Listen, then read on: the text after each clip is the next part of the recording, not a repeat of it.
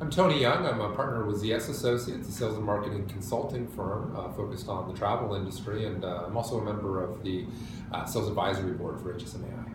Hi, and I'm Ed Skapinok, Vice President of Sales and Marketing for Hostmark Hospitality Group, and I'm Chair of the HSMAI Sales Advisory Board. Great.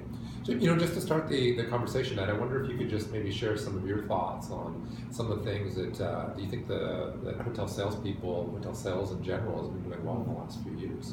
Yeah, good question. I think that really with the emergence of revenue management over the last 10 years, I think that good salespeople and good sales leaders have gotten much better about using data and analytics in making their decisions, particularly when it comes to evaluating the right type of business for a hotel. We've had a lot of leads coming in where they've had to make decisions on which is the best for the property, and I think that using that data-driven approach is something that we've gotten much better at. Yeah.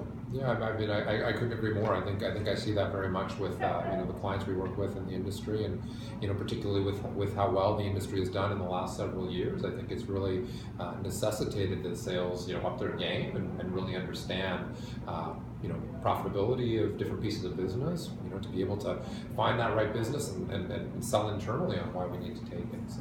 Yeah. Now, what do you think are some of the things that we still struggle with in hotel sales? Probably the biggest one that seems to come up time and time again is really around talent, right? So, how do we attract the right talent into the industry from a sales perspective, right? That can be people who are maybe thinking about a career in hospitality, but not necessarily considering sales. It can also be people who've never considered a career in the industry, right? So how do we attract the right people who are going to be successful for the long term?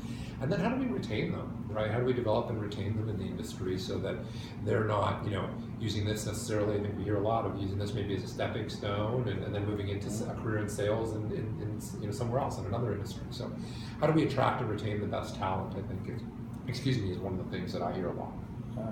Well, I would echo that. I mean, I think that that's the most important thing. I mean, in sales, we really are as good as our people. So attracting the right people and developing them. I do think that there's, in terms of the actual activities that they're involved in, I still think that there's a lot that can be done in the area of strategic prospecting, really focusing in, finding the right type of business. I mentioned that I think they're good with analyzing the business once they get it, but really finding the right customers to begin with, the ones that are going to give us the best profit and where we face the least amount of direct competition. I think that's something that sets apart really great salespeople from the average ones, and I'd like to see that happen more and more as we continue to grow. Yeah, I agree. I mean, to our conversation earlier, I think there's so much change in the industry, and what it means to be a good salesperson now is different than what it was 5 years ago. It's going to be quite different 5 years from now, I suspect.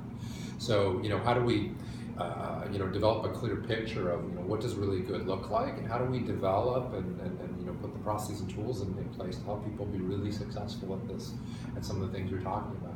Yep.